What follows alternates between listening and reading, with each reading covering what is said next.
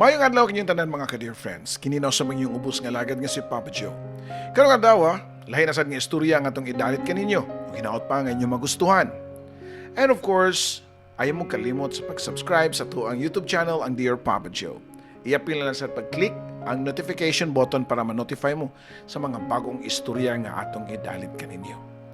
Yes, kung ginahan mo nga mopadasad sa inyohang mga istorya, pwede nyo i-send sa papajoesuperb@gmail.com o i-check ninyo ang ato ang email ad nga nasa to ang video description below. And also sa mga nangita, sa mga daan na itong mga istorya, ay sa mga kalimot pag-subscribe, kundiin inyong madungog ang mga previous na natong mga istorya nga na-feature ini nga channel pero wala na diri karon, ang Katabi with Ate Gems. So, karong adlaw maghiskot kita about kabilin. Ang mapaiubsanon, pagka-humble sa katao, magahatag yun og reward niya in the future. So atong paminaw ng istorya nga pinada ni Johnny nga naguluhan og lantay. Unsa man na ng lantay? Kung kamo nasayo di ang lantay, higdaan na siya, made out of kawayan. So atong paminawon ang istorya ni Johnny diri lang sa Dear Papa Joe Stories.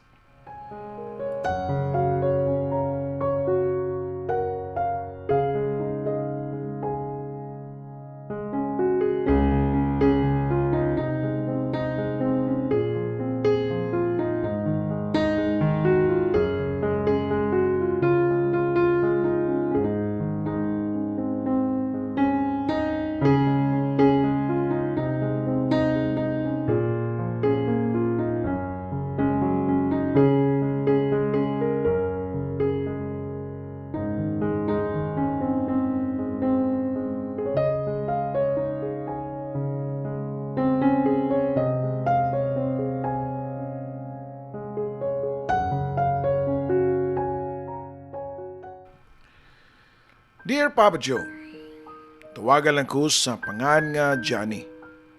Senior citizen na, sa 60 anyos na ang panuigon. Kini nga akong istorya, makaingon ko nga ala fairy tale. Sugdan ako ang istorya sa nagedad pa ko og 14 anyos, ug tubong Hinatilan, Cebu. Pero sa bukirang bahin na sa may Salamangka. Ang akong amahan, pure good nga taga Cebu City sa Virama. Usa sa mga karaan na kayo nga mga lumulupyo sa una. O nabalin lang mi diri sa Hinatilan tungod kay gikontrahan si Papa sa iyahang mga kaliwat. Kay may pagka duna lagi kunoy gamay ang utok. Pero sa tinud lang na trauma manggod ang akong amahan niadtong panahon sa gubat sa hapon. Mao nga wa gyud ni mawa sa iyahang huna-huna nga magtakin pirmi og kutsilyo. Or dili manggani sundang. Diri sa among lugar pagbalhin namo dekada 70 kay sundang na gani og sanggot na gyud ang iyahang itakin. Para sa uban, dunay diferensya si Papa sa iyang hunahuna. Pero para namong mga anak, manag-igsuon, maayo siya nga pagkamahan. Siya ang amahan nga maayo kayo mo provide diri ka namo nga duha ka man nag-igsuon. Actually, Papa Joe, upat dahi mi ka man nag-igsuon. Og ang duha, tuar sa akong mama. Niuban sa Mindanao. Kay nibuwag man ang akong mama sa akong papa tungod lagi sa kalisod ug sa mga hungihong lang nga dunay diferensya kini ang akong amahan sa iyang pangisip. Tanang kalisod, ako nagian para lang yun mi mo survive. Dito sa Hinatilan, way trabaho ang akong papa. Ako, 9 anyos pa lang akong edad ato. Diyang naka-grade 1 na. Kay mas giuna nako unamo sa akong maguwang nga mutabang na lang ni Papa sa bukid. Kami sa akong manghod maoy mamakiro sa binuhi nga baka sa akong mga silingan o amo mga silingan, Papa Joe, ug manugway sa kanding, bugti sa gamayng suhol. Si Papa kay nanguma. Nananggot. Tagsar gani mi makakaon og isda sa mua sa una. Kay layo biya kami og dagat. Ug wa pay tarong nga karsada sa una. Magbaktas lang mi sa lungsod ug kung makatigom-tigom, makapalit mi og bugas mais, Papa Joe. Ug ang sobra, kay buwan. Ang among ipuy-an barong-barong lang ug igo ra gyud Papa Joe nga makahigda ming tulo sa ako ang maguwang o sa akong manghod ug akong papa. Magtagpi-tagpi lami og sin nga mga ginamit sa mua ug amakan nga hinatag sa mga silingan rasad. Wala mi sala o kusina kay puros ra baya mi lalaki. Ang amo lang ato nga doon na lami mahigdaan ug maglungag lami sa gawas gamit ang tulo ka dagkong bato. Papa Joe, pasensya na kaayo kung wa magkadimao ang akong pagsuwat. Usahay, mabantayan siguro nimo nga sayop ang mga spelling pero naninguha jud ko nga mapaambit nako ang akong istorya. Paita mong kahimtang niya to Papa Joe kay lisod pasad ang tubig atong panahon na. Ambot basad og nganong naabot man si Papa sa netilan nga unta wa man siya'y kaila niadto.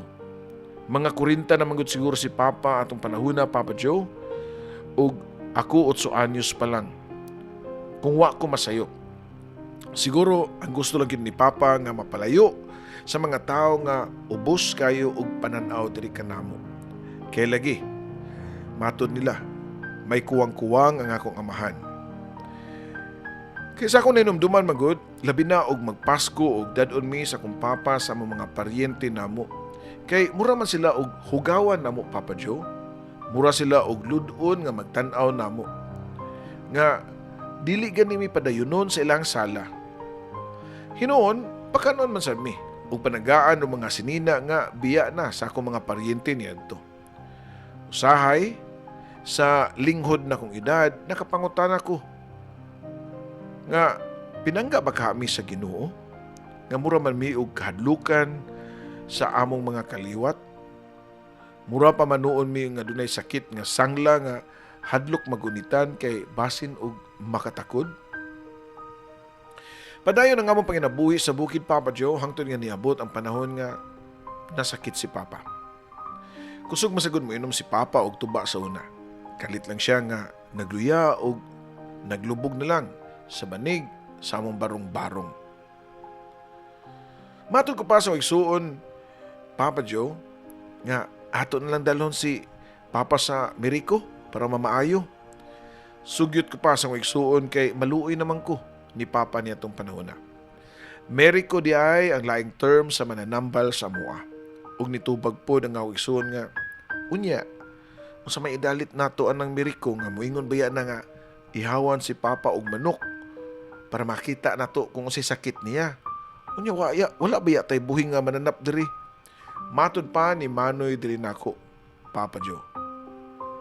Si Jorge akong igsuon nga maguwang lang nako og sa katuig kay sunod man mi nga manag-igsuon kay murag grabe man pud si Papa og himo og bata. So sa mga naminaw atong i-correct nga iyaha dining maguwang. Siya day manghod. Wa gyud mi laing nahimo atong panahon na Papa Joe gawasab sa pag-ampo na lang. Pagpainom ni Papa og mga gamot-gamot sa kahoy kay mao man sa ni sugyot sa mga silingan namo. Ug kamisad kay sunod-sunod lang pod tungod sa kalisod sa among edad ug linghod nga edad wa gyud mi nahibaw-an. Hangtod niabot ang adlaw nga ni grabe na gyud si Papa. Nidako na ang iyang tiyan ug nanghupong na ang iyang mga batiis ug maski daot na kay siya. Mura siya og tambok tan-ahon pero ang iyaharang mga tiil Papa Joe. Human sa pipila ka mga adlaw niya to grabe ang iyang kahimtang. Yelo na kaayo ang iyang panit ug di na mukaon. Pagkasunod adlaw niya na sa among pagmata na tinga naman lang ko nga pagsaghid pa nako sa kong amahan, bugnaw naman og gahi naman siya. Mao di ay kay taod-taod na siya nga nabugtuan sa iyang kinabuhi. Wa ko masayod Papa Joe. Unsay una namong buhaton niadto. Sa ako ang maguwang kay basta kay nityabaw na lang mi agi sa pagpahibaw sa among mga silingan nga nagbangutan mi kay wala na si Papa. Nakasabot naman po ng mga silingan tungod sa siguro nga kamera ug mga linghod pa kayo og mga unahuna. Ug klaro kayo nga way mahitabo ug kami-kami lang. Mao to nga nagtabang-tabang silang tanan ug napabalsamar gyud si Papa sud sa pipila ka adlaw lang. Gipahimuan nila og lungon nga ginama lang taon sa plywood kay wa man gyud may kwarta. O gikan sadto sa mga tabang og limos sa mga tao nga duol sa among gipuy-an. Grabe kahugno ang kalibutan ato Papa Joe ug nang pangutana ko nga nganong kami paman. Unsa may sala namo nga mura mi gyud mi og gi-cast away atong panahona. Si Manoy ug ako kay gipangsagop na lang sa among mga silingan. Pero lahi-lahi mi. Si Manoy Jorge gidala sa lungsod ug gipatrabaho sa merkado isip kargador. Pero dili bugat kay bata pa man. Mga ginagmay lang. Ako nitong panahon kay gisagop ko sa ka maestra. Pero mao lagi na. Puwerte sang malditaha. Basin lang sad og napugos lang siya sa kop nako niadto. Ni-eskwela ko gikan sa elementarya, Kutob High School dito sa lungsod. Wa na mi magkita sa akong maguwang. Gusto ta ko mangayo og tabang sa akong mama pero wa sa ko kabalo sa ilahang address dito sa Mindanao. Wa sa ko magdumdum sa side sa akong papa o wa ko makadumdum sa side sa akong papa kay kung matultulan pagani nako mangay kog tabang. Pero ang pangutana og makatabang basad sila namo. Nag-high school ko, second year dihang giingnan ko sa akong classmate nga moadto daw mi og Dumaguete. Kay atbang raman. Kay naa ko no dito ang iyang tiyo nga usa ka driver so sa kay nila nga tawo nga may kaya sa Dumaguete. Iya daw ko ipasulod. Isip usa ka boy og nagkinahanglan man sa kuno ang amo niini sa iyang tiyo. Nanangil ko tarong sa maestra Papa Joe nga nagsagop na ako ug nisugot raman pud siya. Basin og gigilasan na siya nako nga magpundo ko kay dagang guwang baya siya ug ako nagkaulitaw na niya tong panahona. Nilarga dayon mi sa akong classmate padung sa Dumaguete. Ug siya mo'y nipliti nako kay gisugo man siya sa iyang tiyo pagpangita og tawo nga masaligan. Pagabot namo, amo dayon nahimamat ang iyang tiyo ug gidala dayon mi niya nining tawhana nga murag amahan na nako ang edad. Kini nga ang amo kay pirmi lang ni siya nga maghinuktok. Sukad nga nakasulod ko sa ila isip usa ka katabang lalaki panagsara ko makadungog sa iyang tingog kay di na magyud kay ni siya makipag-istorya. Ako ang magsilbi niya. Ako mo'y sungkod niya ug mulakaw. Si Sir Noel ang pangan niya Papa Joe. Base sa ako nadunggan sa mga driver ug katabang kay maayo gyud kuno ni siya nga tao. Ug ingana na lang gyud siya tungod kay gibiyaan siya sa iyang mga anak. Mura sa diya sa mga istorya, pero nakalahi lang nibiya niya og tarong ang iyang tulo ka mga anak kay naminyo naman ug naa sa laing mga lugar nagpuyo sama sa Cebu, Manila ug ang usama oy naa sa layo kay naa kuno sa Romania. Siguro mga 18 na ko akong edad ato Papa Joe ug naa na siya sa 65 years old ang akong amo. Lonely kay siya kay namatay sad ang iyang asawa. Sa tinod lang, way pahuway ang akong lawas niadto tungod sa dagang sugo nga maski ginagmay nga kaya ra gani niya, di niya buhaton. Sama lang sa pagtikang og pila ka lakang para kuhaon na iyang chinilas. Kay dayon og ingon og Jane, palihog ko dong. Jane, dong, buhati ko juice dong. Jan, palihog ko kaut sa kumbuko-buko o magmasahe. Daghan gid siya sugo pero anak kanindot lang kay di kini siya mga saba. Magdudong gyud permi. Tulin nga ng labay ang panahon ug wala ko mabantay nga nag-edad naman di ay ko o nagkaedad naman di ay ko. Ug wag gyud ko magka-eskwela kay di man musugot ang akong amo kay way mo atiman niya. Kumuhawa sad ko, magunsa man sasag ko. Hinuonan ako natigom ato. Ug ako gining gibangko ug naka-passbook gyud. Dali ra man sa nitubo ang akong tinigom kay wa man ko'y gastuhan kay libre ko sa kaon ug wa na sa ko kakita sa kuang maguwang. Wa man sa ko'y address niya kung gustuhon ko man nga mopadala og suwat niya. Si Sir Noel nitong panahon na nagkaedad na jud og maayo. Mubisita ang iyang mga anak, niya dala ang mga apo ug pinangga masab ko nila. Gipakasama ko nila nga ilang igsuon, kamanghuran. Ug diri na ko nakaingon nga pagkabutan ni sa Ginoo. Kay mas gipadugo pa ko niya sa laing mga tao kaysa ako ang kaugalingong mga kaliwat, Papa Joe. Mag-25 anyos na ko. Ang ang edad niya to og si Sir Noel ulyanin na. Mas nisamot na ang akong obligasyon kay ako pa'y muhugas niya sa panahon nga mag-call of nature siya. Kung sa modern days pato murag ang tawag nila nako kay caregiver. Di sad baya ko o di sad ko kabiya niya ni Sir Noel kay napamahal na sad siya nako. Kay sukad ko nga nagtrabaho sa ilaha, wa gyud ko niya taasi og tingog. Instead, puro encouragement ang akong nadungog niya. Nga kaya ra nako moasenso sa kinabuhi puhon tungod daw sa akong batasan. Mahimong proud nako o mahimong proud nako ang akong mga anak diri kanako kung mahimo na kong amahan. Usay makaingon ko nga maayo unta og matinuod. Nga di man gani ko maduulan og chicks kay gawas nga itom ko nga pagkalalaki, mubo sa ko nga pagkalalaki. Mao nga sa tan-aw nako lisod kayo nga makauyab ko. Maminyo na hinuon. Pero mo lagi naingon nga di gyud nato matag-an ang panahon. Kay ang anak sa usa sa kakatabang ni Sir Noel lisod pagkakatabang kay may edad na ang iyang mama. Siya si Gloria. Suod mi sa iyahang mama ni Gloria ug nakaila siya nako. Ug nailahan na gyud niya inside and outs kung pagkatao. Pero mauwaw gyud ko ni Gloria. Maski nga mauna ni una gani nga makipagsulti diri nako, mamugnaw ug mura kog kakuyapon, Papa Joe. Siguro mo na ilang gitawag nga in love pero torpe. Kaysa gikaingon ko na nga dalawan ko nga pagkalalaki. Usahay katawan ko ni Sir Noel ug inon ko nga dong Jan, kakak mang manok dong. Di naman mutusik. Mauwaw man ko, sir. Tubag ko pa. Unya, nakagusto jud kaniya. Kay kung nakagusto kaniya, ayaw dugay-dugaya. Madtugay na slain na magmahay jud ka. Di gadayon samtang puhi pa ko para makaamot ko ninyo og inasal. Matud pa ni sir nako nga niduko na lang ko pabadyo agi og sinyalis nga ni kakak na gyud ko. Pero ang panahon maayo gyud moduwa sa tao. Sa panultihon pa nga kung kamugyod. Pila ra may dagan sa panahon og di na lang ako idetali pa og giunsa nako pagpanguyab basta kay nagkakamigyod ni Gloria. Nagkauyab gyud mi Papa Joe.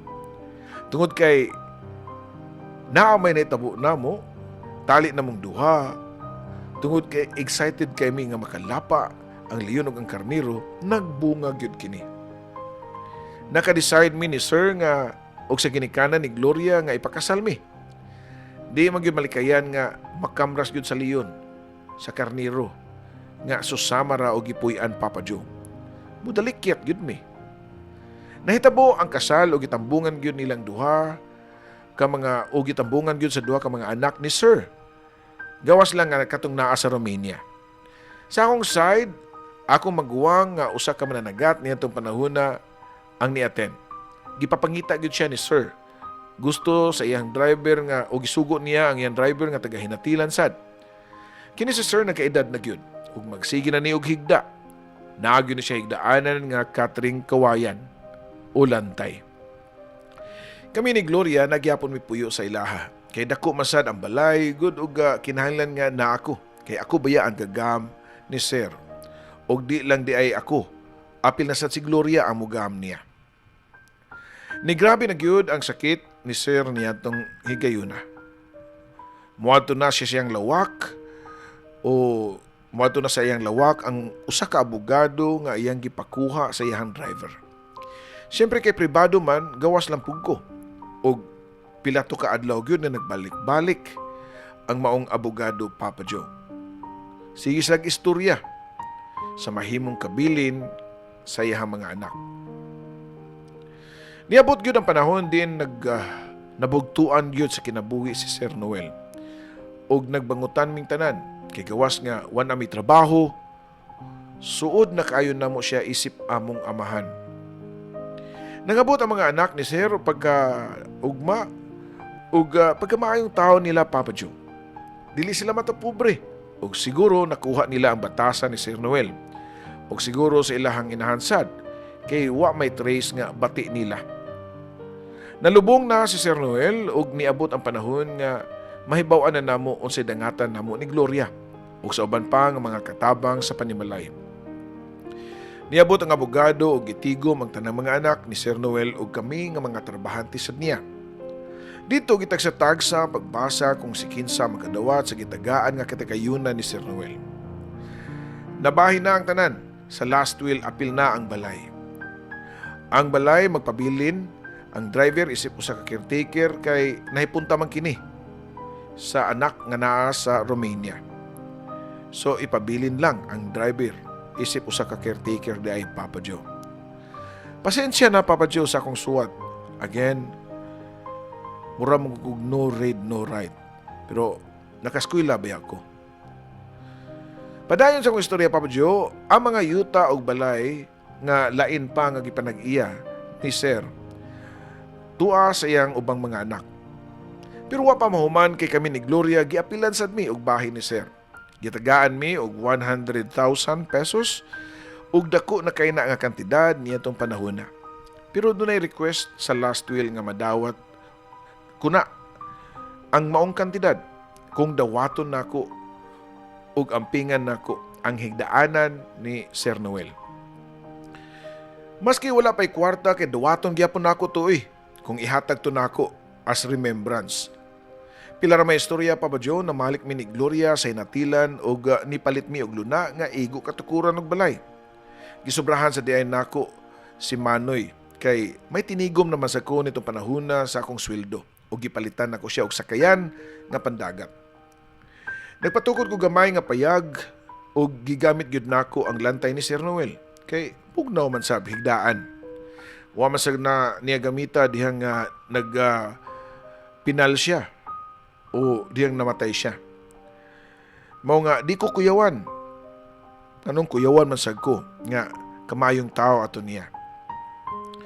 Tuling nga nanaga ng panahon Papa Joe ug nagkaanak na gyud mi ni Gloria ug duha ka mga babay ug lalaki.